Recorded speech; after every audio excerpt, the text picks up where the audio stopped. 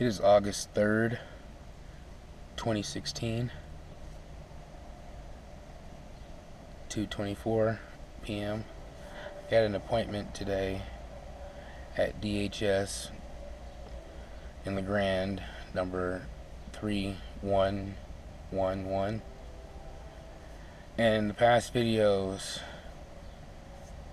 what I've shown is how apprehensive they are to, the assistance that I actually qualify for, and that, one of the things about getting my Social Security was that I attend, vocational rehabilitation, which I was going to attend anyways due to the part where I passed all their little programs before and went through an unbelievable amount of just, hell.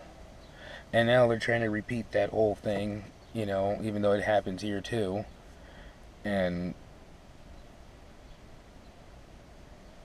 I've got a home care worker provider number. It's a way better job. It comes with all kinds of benefits. 401k, medical. I think I heard something about a dental plan. I'm not sure. But, and it's a union job. You will always have work. You'll always have work. Not to mention, it's way more professional. With all the certifications you get, you actually can make, a potential more than, the minimum wage for that job, which pays a lot more than, the last meeting. They were trying to talk me into applying at McDonald's and random places that actually require a CNA, certification, which, right, home care worker. If I take all those certification classes, then yeah, I could take a CNA class right after that, and alright. Lady and her kids. But to know that, I've been trying to get my whole job goals thing into a plan for the longest time, even though, I went to all these little classes at the employment office. I attended like I said, the home care worker orientation, got my background check passed. I have a provider number, got my home care choice certification, completely made my profile, which I check in every 30 days. It's supposed to be every 30 days, but I'm checking in like every 10, every 15 days. I'm not going to tell Susan that there's a class on the 19th because, like I said, for the last 7 months,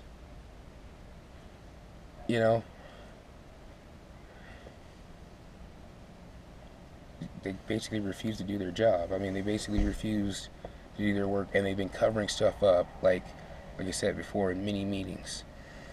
Susan knew about all the attacks that happened in Baker. There were 23 of them. Susan knew about every job I worked and how I would constantly be either chased around by people that worked there or people from the town, to be called a nigger. If I wasn't okay with being called Nigger Nick, here goes my job. Followed by, I got some strange person following me home. And then, one night outside of a gas station, and it's like,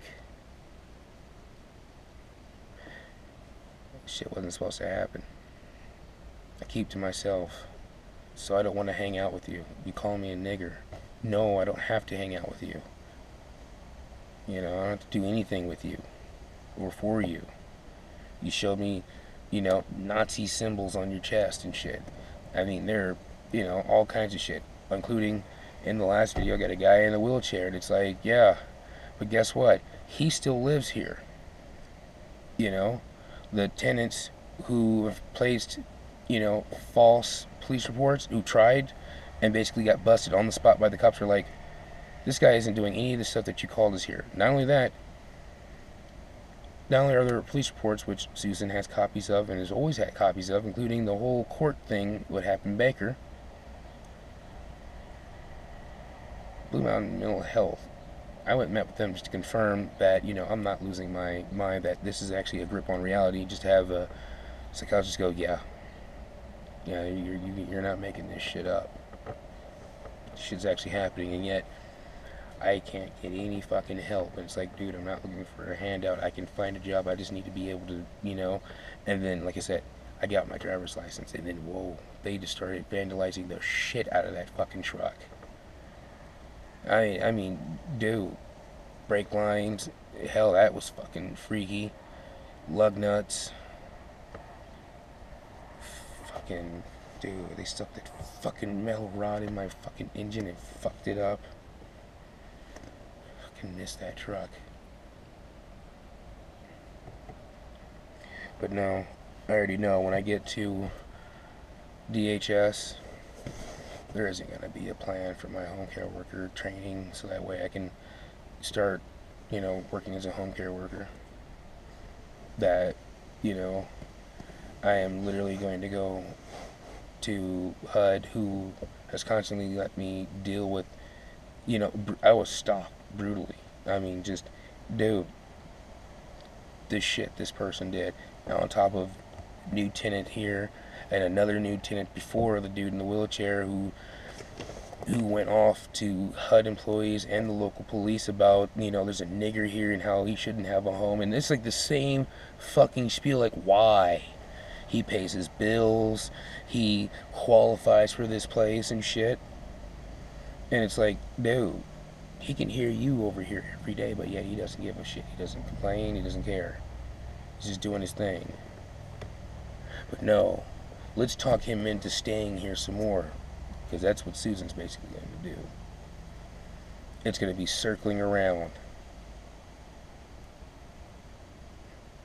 followed by the new chick's going to try to talk me into, you know, some shit that Alan Pratt already put me through, let alone, it. Like I said, it's obvious. Susan coaches these people into this shit. The new ones, Fran, Summer didn't know what the fuck to do. That's how come she's, I guess, a receptionist that just calls me and leaves messages. But yeah, I have a feeling that when I go up to DHS, yet again, my time will be wasted, my fuel will be wasted, and it's just bullshit. But alright. Save this battery.